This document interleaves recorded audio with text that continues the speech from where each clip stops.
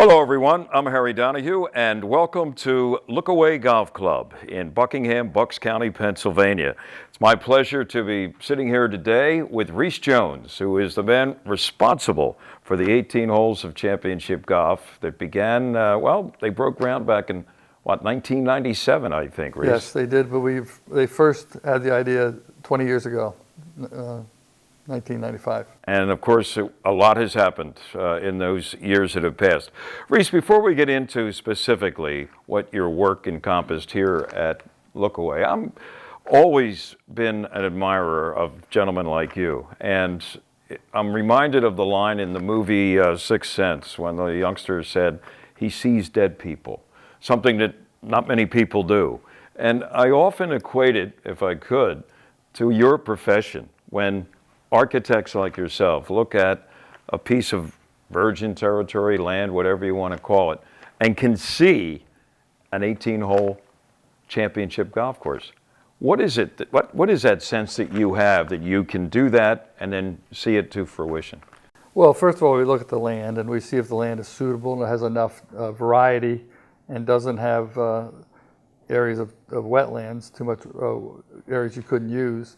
And then we use mapping that really determines where the holes would go, and we adjust that, and we stake it out on the ground and walk it, and we find we got a problem. We reverse holes or change holes or move holes. Here at Lookaway, we were very fortunate to have really a very diverse piece of property, changing elevations, different types of land. We have short holes, medium holes, long holes. We've got a lot of variety. It's got a great ebb and flow. And that's what we wanted. So we really look at it and then we kind of adjust it on the ground to make sure that we have a different shot into the par fours on many holes and different shots on the par threes. Every par three plays a little bit different length and different character. So it's, and I think looking at dead people, we got our ideas from George Crump and Hugh Wilson and Ross and Tillinghast and McKenzie. And to some degree, we get a lot of ideas from seeing those golf courses and playing courses like Marion Pine Valley. And our Marion hole here is the 7th hole, and our Pine Valley here is the 18th. So you drew on the experiences of those two holes and tried to incorporate them, not exactly tailor-made, but there are resemblances. Right, the idea. Yeah. You, of course, grew up, your father was a golf course architect. Not many people have that opportunity either, and a noted international one at that. When did you realize you wanted to follow your father's footsteps and become a golf course architect? Well, my mother wanted me to have a liberal arts education because she really believed that you shouldn't get too into your profession because your life is better if you have a variety of interests. And so I went to Yale thinking I could beat the world in anything I chose, and then realized that I kind of love what my father did. We'd go on vacations with him to the Dunes Club in Myrtle Beach or Ponte Vedra, Florida, and meet his clients and walk the sites with my dad. And so I really kind of realized that I loved what he did and I wanted to do the same thing.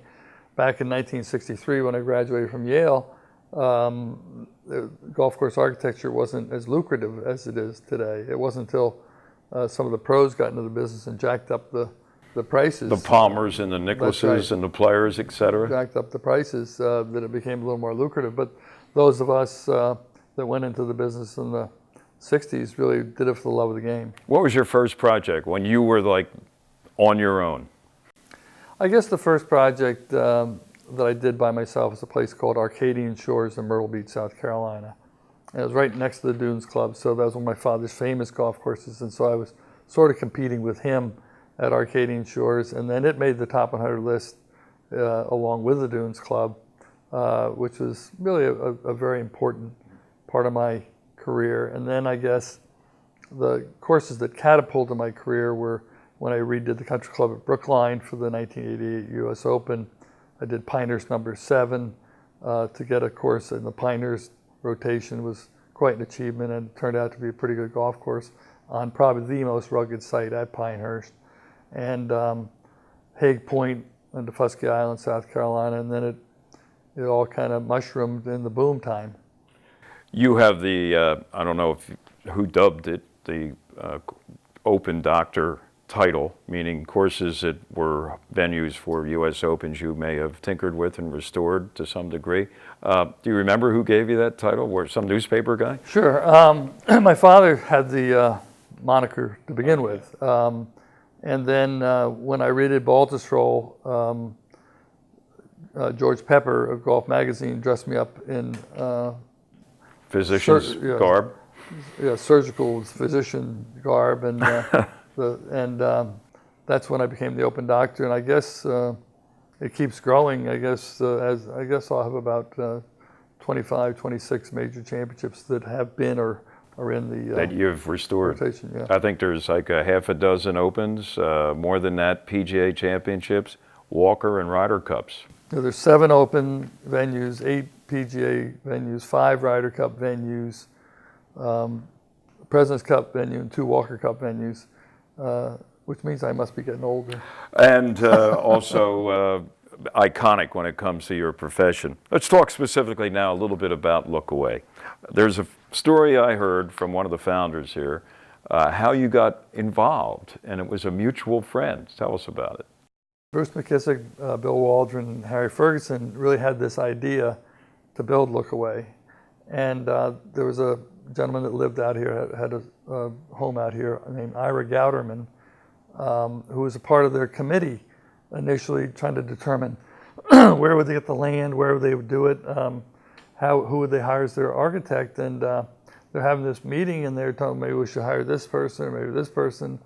And Ira was my skin doctor. He was my dermatologist. And he said, well, I have a patient that says he's got something to do with golf. I think he designs golf courses. He might be interested. Who's that? You remember his name? He said, yeah, I remember. His name is Rees Jones. Oh, Rees Jones. Okay. Would you call him for us? And that's what happened. That's like if you're starting a baseball team. I have a fellow by the name of Babe Ruth that I know. He may be available. So, okay, that was your first introduction to the idea of Look Away. And then when you met with those gentlemen, the founders, they gave you a kind of a philosophy of what they wanted here at Look Away. And from what I understand, you were pretty much enthralled by their idea. It wasn't going to be a golf course development. It was going to be golf-centric and for the good of the game, for want of a better term. And that kind of turned you on to this place, didn't it? Absolutely. And see, I've been very fortunate in that I didn't get into this industry for the money. I knew I had to get enough money to put food on the table, but this is the type of project that I know will stand the test of time. And I didn't want to do golf courses that would be just sold to the members or after the development was. So I only took 4 or 5 jobs a year because Herbert Warren Wind, the famous golf writer, after the Brookline Open, I became pretty well known and very much in demand. He said, don't do what your father did and don't take on too many golf courses. Just take on 4, 5, or 6 a year and put the detail in them so they'll stand the test of time and they'll be great golf courses. So I've built a lot of golf courses that were just built for the game itself, and I think Look Away is at the top of that list because that's what the founders envisioned. This is a golf course that's going to be here for a long, long time, and people can enjoy, and really enjoy the game. It's not typical of a golf course that's just going to beat you up. Right, and the other thing about it, they wanted to make it a walking golf course as much as possible, so you'd have caddies, and not that there's anything wrong with carts. Some people need them because of age or whatever. But did that also figure into your design here at Look Away? Well, a lot of my courses have been caddy oriented, and again, you try to have your greens and your tees close to one another. If you have wetlands, you can have more distance, like we have from 15 to 16 and 17 to 18. But that was the way it was designed, to be walkable, and I guess the majority of the players walk this golf course, which is really a positive element. You talked about how you drew on other holes, noted golf course holes from around the country, and I'm just wondering, is there, or how difficult is it when you've designed how many, 200 golf courses or more internationally? Do you ever find yourself running out of ideas on the shape of a hole or the type of green, number of bunkers that you have? I mean, After a while, do you get exhausted, or how do you keep creating a different golf hole design? Well, the land basically tells you what you can and can't do. And then what you do is you do a few sketches for the first few holes, and you make sure you don't repeat those same elements on the golf course. That's why Lookaway has 18 distinctly different holes on a really beautiful piece of property. You don't really run out of ideas, but there's a line you don't want to cross. If you want to build something really unique, it may not work, because this is not a passive design. This is an active design, and this has to work on a continuing basis for every caliber player, from the entry-level player to the most accomplished. So I think you go back to your ideas of things that have worked in the past and been enjoyed in the past. Isn't necessarily the same green or the same bunker or the same location of the green. But it's some of the ideas, and you don't want to have an uphill green with a green that falls away, because the ball won't stop. So there's things that as far as how the game is played. Are there certain distinctions on this golf course and other golf courses that you've designed that people can, without knowing who the architect was, say, this looks like a Rees Jones design? Is there any trademark or something that kind of repeats itself over the course of one course that you've designed to another? Well, I hope not. I think that Tillinghast was really my favorite designer, because he never repeated his designs. I mean, I've redone Baltusrol for the 2016 PGA Championship. I redid it for the Open Championship before in the other one, and I redid Bethpage Black for 2 Opens, and now it'll be a PGA and a Ryder Cup. And those are 2 distinctively different styles. And so I would think that this style is the Lookaway style. And I wouldn't want people to come in and say, oh my goodness, it's a Rees Jones golf course. Okay. I think then you're repeating your style. And some architects do that. They get into a rut because it's so well accepted, but then after you play it 10 times, you played a golf course you played somewhere else. Now, the reason it's more important today is that people travel more in golf. Golf's on TV. It isn't like the old days when Seth Rayner basically built a lot of the same features on a lot of golf courses, but one was in South Carolina, one was in Minnesota, one was in Long Island, so people didn't see the other golf courses. Now we have an opportunity by way of television, websites, whatever. It's at our fingertips. After you came up with the, blueprint for 18 holes here, did you pass that on to anybody for inspection? Not necessarily the founders, but somebody on your staff for feedback? Or do you basically say, this is what it's going to look like? No, I did it with Keith Evans, my design associate, and we worked together. I would say that I was primarily the idea guy. And then with the founders, Bruce McKissick and Harry Ferguson and Bill, were very much involved. And I was here a lot, and we'd go around the holes and talk about the designs and talk about how we'd play. And this was a very hands-on design job by both Keith and myself and the committee that we worked with. And of the 18 holes that you originally laid out, did it stay that way, or how many revisions were made before you actually began to route the golf course? Well, we wanted to buy a little more land where number 1 is, because we didn't want to have that long walk from 1 to 2, but we couldn't get it. And it's the first hole to the second. It's not like you've played already 3 hours of golf and maybe the legs are a little weary, right? That's right. And after you have if you're going to have a long walk, let's have it between 1 and 2. That's right. After have the first long walk, and then there's very few after that. Say, oh, thank goodness. I hear you. Speaking about the first hole, and this is another almost a generic question to architects, do you try to make that sort of a warm-up hole? Maybe, I know there's a golf course in Ireland, and on the first tee, they have the last easy, I think, meaning it gets a lot harder after this, fellas or ladies. What about your philosophy when it comes to opening holes? Well, I don't think you're trying to make it necessarily easy. You don't want a long par 4, and you don't want a short par 5, because you don't want it to take a long time to play. So you want to get them off. There is water on our first hole. But that's one, you know you're done when you hit in the water and you just hit another one. You're not looking in the woods. So, yeah, I think you want to get off, but it's a very good par 4.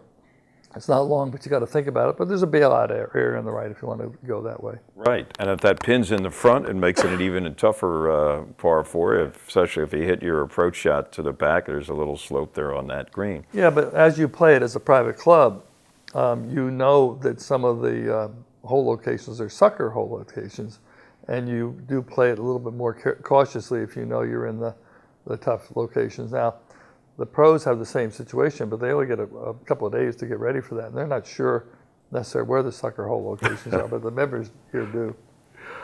How about in terms of trends in golf? You see, we do, I think, more and more architects are going for a drivable par 4. How about here at Lookaway? Did you incorporate that into the design? The drivable par 4 is really mostly for championship golf because those are the players that hit it generally the same length. We just did one at Belle Reve for the 2018 PGA on the 11th hole. We did it at Medina on the 15th hole for the Ryder Cup. But and yet they really don't play it at Medina now as a drivable par 4 for the members. It's a driver and a wedge. Same thing at 11. That'll be pretty much that way at Belle Reve. So the drivable par 4 is really just for championship golf.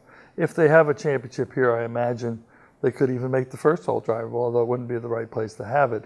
You really want to have a drivable par 4 in the back 9 somewhere where it's worth it to take a chance Crunch going time. for a 1.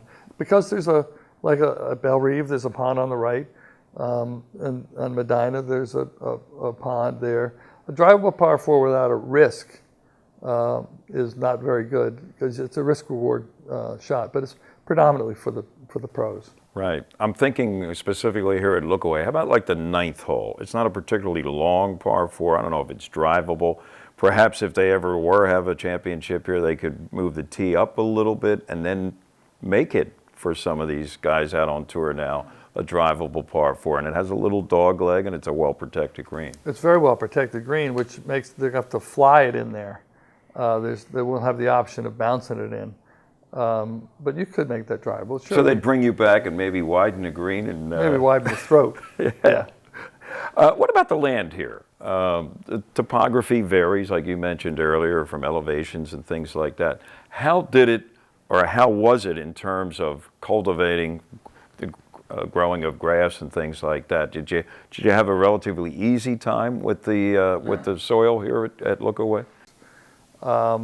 We looked for the land. We found the land that we knew would create a great golf course. It isn't like when an owner would say, "I've got this piece of property, and here it is, and do the best you can." I mean, we looked and we knew we had a great piece of property for a really wonderful golf course. We had wetlands that we dealt with, but actually turned out to be natural hazards, and the incorporation of the wetlands, I like number 12, are really interesting features. The soil was good. We have a great superintendent, Dave Rank. He came from Pine Valley, so he had great training. He's been here from the outset, and he expressed some interest in different turfs, and he selected the turf for the greens. And right now, 20 years later or 17 years later, there's no POA in his greens. I mean, that's quite an accomplishment. In this area of the country, yeah. Yes. Talk about number 12, par 4. You have the pond up situated right adjacent to in front of the green there. Was that pond, was that the original dimensions of that? I mean, when you were unearthing what was there, all the overgrowth and everything, that pond was there? Well, that's a wetland. Okay. And I think the great thing about the last 20 years in golf course design is that the wetlands laws came into being, and we had to stay away from them. And I think it gave the golf architects the higher land. Back before then, when golf course architects were being relegated to the swamps, and now that you couldn't do any damage to the wetlands, it gave golf architects the type of land they had previous to the Depression, when they had all the upland because they didn't have any money to spend on building golf courses. So, and we incorporated the wetlands into the design of a hole like on number 12, which is a great par 4. It's one of the few holes where you really have to carry the ball into the green. Mm-hmm. Are there any favorites for Rees Jones among the 18 holes that you designed here? I get asked that question all the time. I'm sure you do. You know, or what's the signature hole? Or I think if you really just go through this golf course, this is a signature golf course. And I mean, you get down to 16 and 17, you feel like you're somewhere different. You get down there, you know, 5, 6, 7, it feels like you're in a different place. You know, you go on 12, 13, 14. When you say different, like a different area of the country almost, well, just right? a different location. Right, from the Yes. previous holes you played. Which is why I think that the membership is full here, and why this has really captured the spirit of the game of golf, because you never tire of playing look away, because it's always a change of pace. It's fair. There's shot options. You can hit on the ground on most holes. A couple holes you have to carry it in, like 12, like 15, but that's a change of pace. So I think that's why there's no really signature hole. The signature hole might be the 18th hole, because it's probably a pretty demanding finishing hole, and that's the crescendo of the round at look away. That's you have to think about it. If you have a good score going, you really have to think about hitting a long drive and getting yourself into position there. But I did give you a bailout on left if you yank it, because you try to hit it too hard. I have questions about 18, but I also have questions about 17, par 5. You have wetlands that cross over the fairway, and it's the prototypical risk-reward par 5, isn't it? You have a dogleg in there. You have just about everything on that hole. Yeah, well, that's the land that we got to across the wetland, and that's it's not a long par 5. It's 535 yards, so you can go for it if you're a good player, and that's why we put all the bunkers on the right side over the wetland, so that if you drift it, no matter what you're doing, you'll have a harder third shot to get to the green in regulation, and to some degree, those bunkers are keeping you into play too. But again, you do have to hit a good drive to get over the wetland across the fairway. But I think that's typical of courses in this neck of the woods. If it's not a stream, it's a natural area. And I think that's part of the game of golf. And speaking about 17, off the tee, there's a gentle slope. So if your ball, you can be hitting a downhill lie if you're going to go for it in 2, which always creates some problems regardless of the skill of the golfer. Yeah, just put it back a little bit. Just put it back. So now you're giving lessons. All right, and then 18, which I think anybody who has played this course spreads the word. Where do you see the 18th hole at Lookaway? I'm curious, when you came to that piece of land, what was the first 1 or 2 things you thought about as a closing hole? Well, the 18th hole is the crescendo of the round. You have to think about it all the way around, especially when you're shooting your low score. You hope you can survive that hole. It was the pattern with an elevated green, much like Pine Valley number 18. That's why we bunkered it up the face, much like Pine Valley 18. When I was 16 years old, my father took me to Pine Valley for my first round of golf, and he bet me $100, and that was a lot of money in 1957, that I couldn't break 90. I got to the 18th hole of Pine Valley with my dad, and hit a driver, not a long drive, and I needed a 4-wood at the green. He says, "Oh, lay up, Rees." I said, "No, I'm not laying. I gotta get to the green." Hit the best shot of my youth, made the green, 2-putted, won my $100, and I've never forgotten that. That was one of my 18th at Pine Valley. Is one of my favorite holes in golf. And I just saw the opportunity to build a replica of the 18th of Pine Valley, more of a dog leg, but a hole with similar characteristics coming to the green, and that's what we did. And it's the crescendo, it's the finish, and I think it worked out very well. And not only the golf hole, but then the patio, the clubhouse. I mean, if there is a perfect setting for a finishing hole, all things considered, it's captured here on number 18 at Lookaway. And because it's, you have to hit a good drive to really go for it, because it has a wetland, much like, Pine Valley has a little wet area there too. And so a lot of things can happen. So I imagine when you're having drinks on the patio, it's pretty entertaining. If you got a few shekels being bet among members, it's a good entertaining spot to be, number 18. You know what, another trend, we talked about trends earlier in terms of golf course design these days. And I'm curious, when it comes to playability versus difficulty, what side of that do you choose? Well, I've always chosen playability, and even in all the courses I've redone for the PGA of America and for the USGA for their Opens and PGA Championships, and people think I always make them harder, but if you have a bunker that you can't take the club back, we fix that. If we have the wrong pitch on a bunker, we fix that when we're doing it for a major championship. So also we want to have shot options, but shot options are mainly for the average golfer, because the better players in the game today play a different game than they did 20, 25 years ago, where they really rolled the ball to the hole. Now they fly it, and they're hitting it so far, they just loft it, and the ball's better, the clubs are better. So they play a one-dimensional game versus our game, which is multi-dimensional. So I have to really think about that, especially for the entry-level player, the better player of the club, the medium handicap.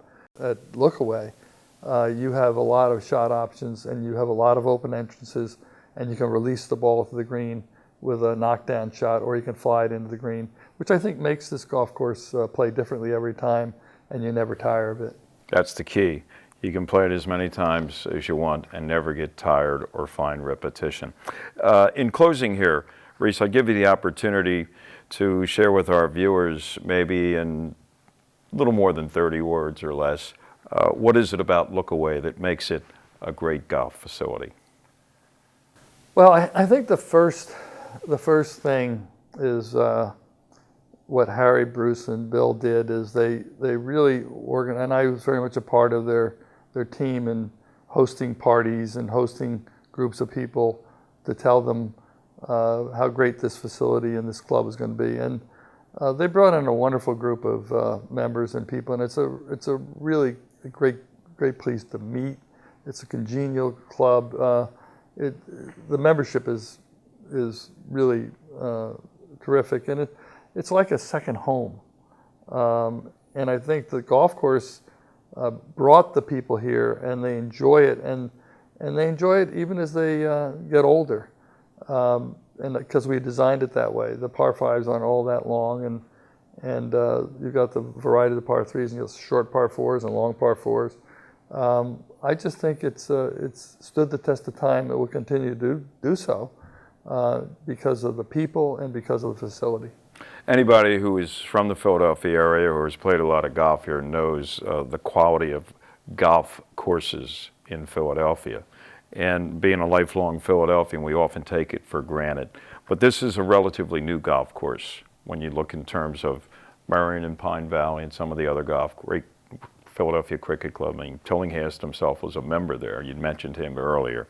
Where would you rank Lookaway in the hierarchy of just in the Philadelphia area? Forget about Oakmont in the western part of the state in Pennsylvania, just among great iconic golf courses in Philadelphia. Well, Philadelphia is a bastion of great golf courses because a lot of architects lived here, and then you had the amateur architects, the Hugh Wilsons and the George Crumps, that studied the land and then worked with H.S. Colt, and then you had George Thomas, who was from here, and White Marsh Valley. Right, Yeah. and so I mean, it's a real wonderful place to come and play a lot of phenomenal golf courses. I felt that when we built Lookaway, that this was the home of a lot of really wonderful facilities. And I think that my dream was that Lookaway would be very much a part of that family of golf clubs. And I think that's what we've achieved. We're part of this wonderful Philadelphia area golfing scene. Yeah, it is spot on. One of the top among the echelon of great golf courses in Philadelphia. Rees, it's been a pleasure. Thank you very much. And I think I speak on behalf of all the current, former, and future members of Lookaway Golf Club. Thank you for a job well done. Oh, you're welcome.